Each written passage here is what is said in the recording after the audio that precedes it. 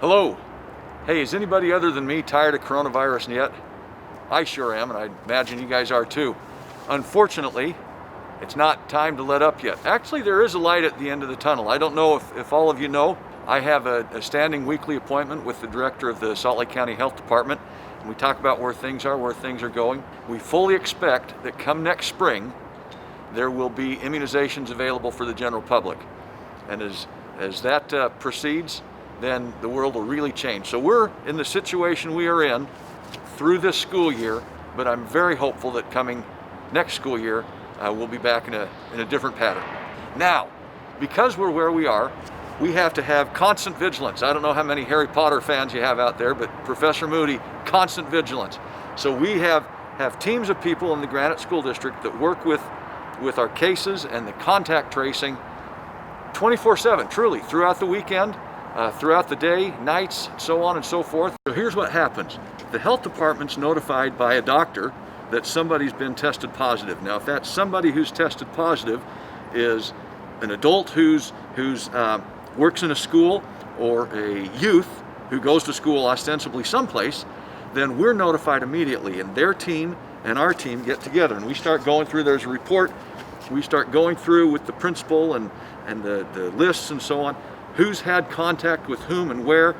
The key is within 6 feet for 15 minutes or more.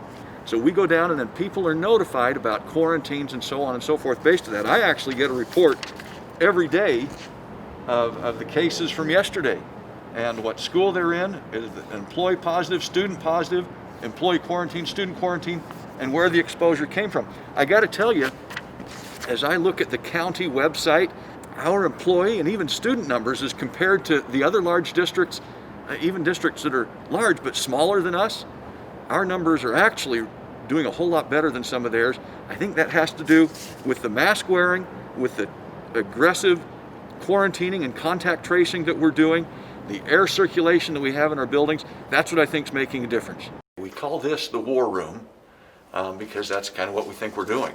What they're doing in here, you'll see they're going through the lists. This is the team that coordinates with the health department.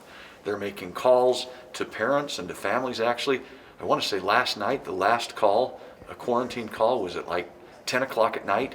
They notify everybody, make sure that the lists and the reports are accurate. When a dismissal is warranted, the health department communicates with these folks and directly with me, and then we take those steps that need to be taken. Please understand that it's the health department that makes the determination and the designation of quarantine.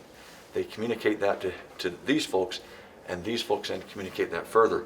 But it's the health department and the medical expertise, the epidemiologists and the medical personnel there at the health department that make those recommendations that we're committed to follow.